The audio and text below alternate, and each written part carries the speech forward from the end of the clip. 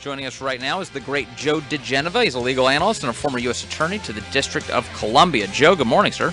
Good morning, Vince. Great to have you back with us. I've got Paul Manafort sentencing last week. He got 47 months in prison in his first sentencing. The judge, T.S. Ellis, handed that to him Thursday afternoon related to charges for bank fraud, tax fraud, and other financial crimes. What did you think of the sentence and the actual sentencing by Judge Ellis? Well, I think the sentence was probably harsh. Too much time. He's been in solitary confinement because of Amy Berman Jackson, the judge in the District of Columbia, who has put him in solitary confinement and, in essence, ruined his health, and it's like a death penalty. The sentence was appropriate. I mean, this guy's he's about to be 70. He's physically a mess. It's fairly obvious from seeing him in the courtroom that his health has deteriorated. This never would have been even investigated had it not been for the conniving inside the Justice Department and the FBI to find a way to get Donald Trump. So, as far as I'm concerned, all the weeping and gnashing by the clowns on MSNBC, CNN, and the major networks about they were just appalled at how light the sentence was.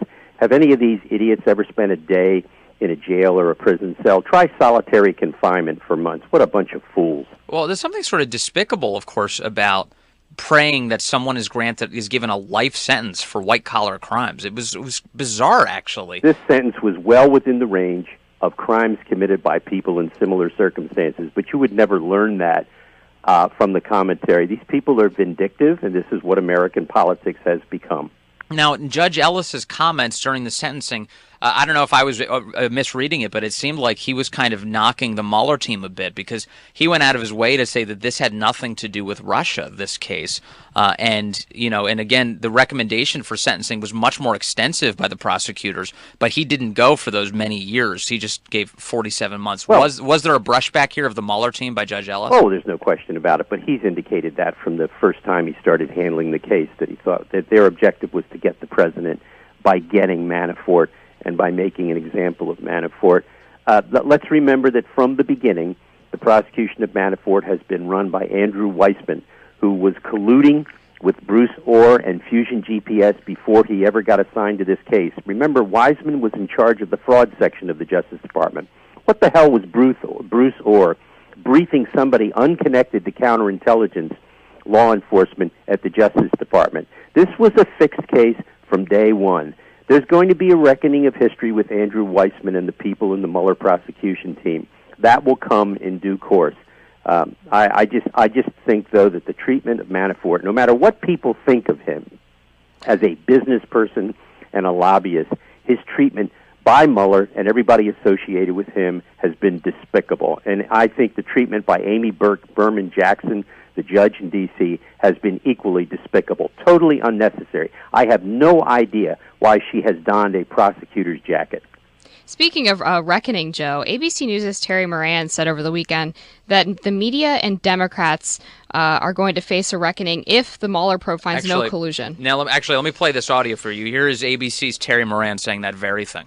How big a deal is it if they don't find collusion for the president? Huge. He's cleared if Robert Mueller comes back. Mueller became a folk hero in the United States. Robert De Niro. Even if he finds all sorts of things. Sure. No, but the central and most serious question in this investigation, the reason Robert Mueller started it, is did the current president of the United States assist the Kremlin in an attack on our democracy? And if Mueller, after 2 years, comes back and says, I don't have the evidence to support that charge, that's a reckoning. That's a reckoning for progressives and Democrats who hoped that Mueller would essentially erase the 2016 election. It's a reckoning for the media. It's a reckoning around the country if, in fact, after all this time, there was no collusion. So how do Democrats deal with this? Do they double down in 2020? Do they move the goalposts? If the Mueller report does come out and there's no collusion, what do they do next? The Democrats do what they always do. They change the subject. And because they are complicit with the media, it will be accepted. There will be no criticism of them. It will be up to the Republicans, usually unarmed and not ready for a battle, to refute that. Trump will do fine by himself. He will get no help from the Republican Party, which has become an irrelevancy in domestic politics when it comes to a good fight. The Democrats will do what they always do. They will lie. They will continue to tell falsehoods. Listen, They all knew from day one that there was no Russian collusion. They had to figure out a way to explain this historic loss by Hillary Clinton in the face of an amateur politician.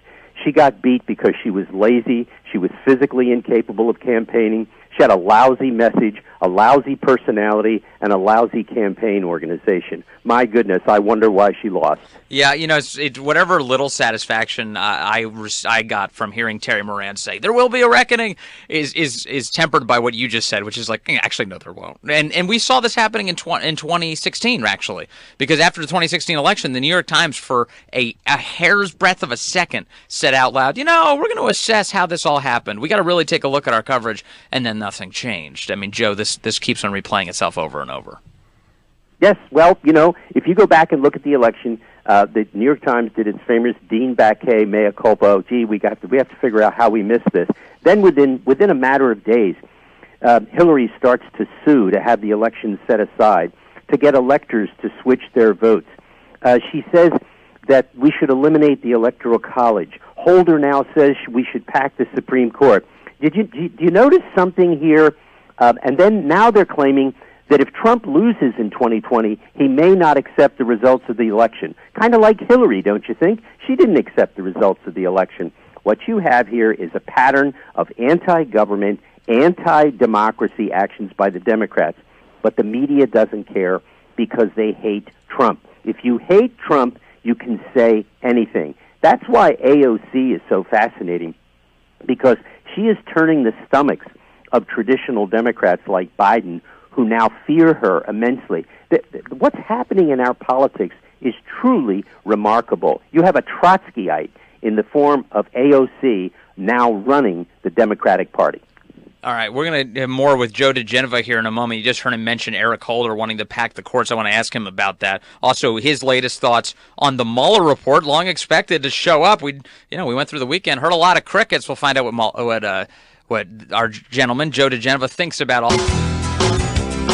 All right, talking to the great Joe diGenova, legal analyst and former U.S. Attorney to the District of Columbia. Joe, you mentioned this before. Former Obama Attorney General Eric Holder saying in an interview with the Daily Beast, or according to the Daily Beast, that the next Democratic president should seriously consider adding additional seats to the Supreme Court should they be elected alongside a Democratic majority in the Senate. What do you make of the former Attorney General and his comments?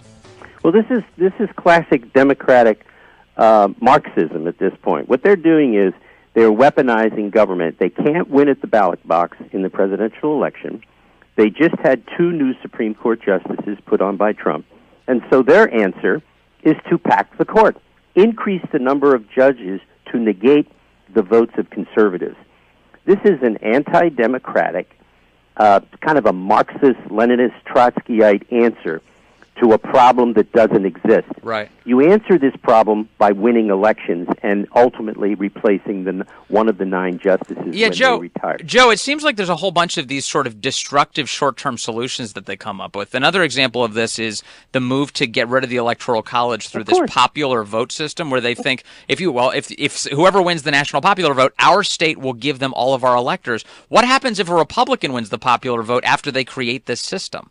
Look, Vince, they don't like the U.S. Constitution because it works. They don't like the Electoral College. It's in the Constitution. They don't like the Supreme Court. Now, although the number of justices is not named in the U.S. Constitution, and the number can be changed by statute, and FDR did try to do that, you'll notice that the man who was a Democrat, FDR, who not only tried to change the number of justices and pack the court to help himself, he also interned Japanese on the West Coast. The Democrats have a history of acting like communists and like the crazy social democrats that they now say that they are. When you look at the way they behave and the suggestions that come out of their mouths, it has to frighten you as an American. Yeah. So, Joe, we've been hearing for weeks now that the Mueller report is incoming at any second. Obviously, that timeline keeps getting pushed back. When can we expect the Mueller report, and what can we expect AG Bill Barr to do with that? How much of it will actually be made public to the American people? I don't know, but here are the facts.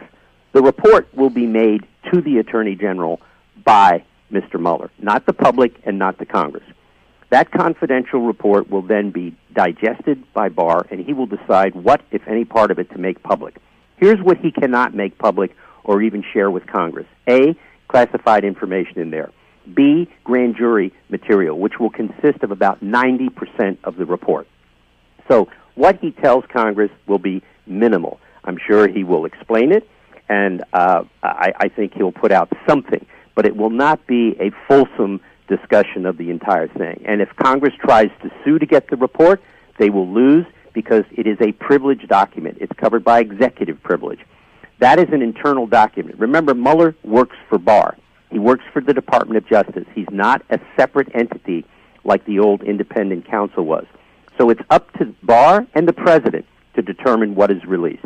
You know, I constantly, as we think about waiting for this report, think about how James Comey basically attacked Hillary Clinton through prosecuting her in the court of public opinion, but not recommending an actual prosecution, which was a bizarre thing at the time, and he was eventually fired for it, and it did in part by Rod Rosenstein recommending it.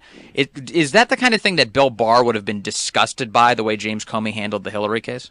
Oh, I think if Bill Barr had been Attorney General, first of all, that never would have happened because Comey would never have dared to have bucked Barr. Barr never would have gone on the tarmac in Phoenix and met with Bill Clinton. Please. Loretta Lynch compromised herself so horribly. And by the way, we learned something from her testimony that was released. Loretta Lynch, she said she never read any of the FISA warrants and was unaware of what was in the 4 Carter-page FISA warrants. Now, can you imagine any Attorney General not knowing about something that was so important as that? That shows that Sally Yates, John Carlin, the Assistant Attorney General for National Security, James Comey, and the upper echelons of the FBI thought that Loretta Lynch was dumb as a post and couldn't handle this stuff.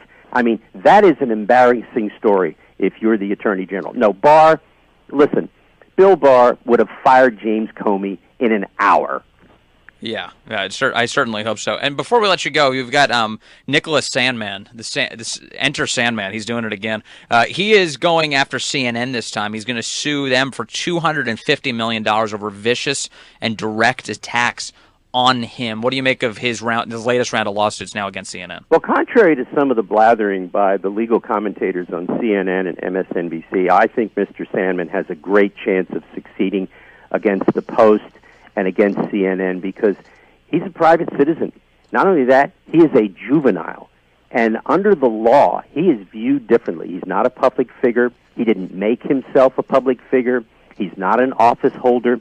He has rights that other people don't have under New York Times versus Sullivan, the idiotic Supreme Court ruling that made First Amendment rights part of libel law, which had not been for 200 years. I think he wins. He wins probably by settlement.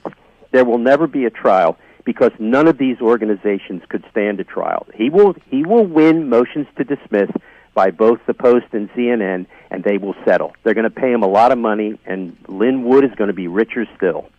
It kind of feels like the CNN case is going to be even easier than the Washington Post, given the fact that it wouldn't take much to just scan 48 hours of CNN coverage after the Covington Catholic story broke and find commentator after commentator paid for by CNN attacking the kid. That's going to be a pretty easy venture. Here's the other problem for the media now. It's called Twitter. Their reporters and their people make commentary outside the bounds of their normal jobs. Every one of those statements is attributable to their employer. And Twitter is going to kill New York Times versus Sullivan. I predict that New York Times versus Sullivan will be reversed as a result of Twitter. Thank you, Twitter, you monopolistic SOB.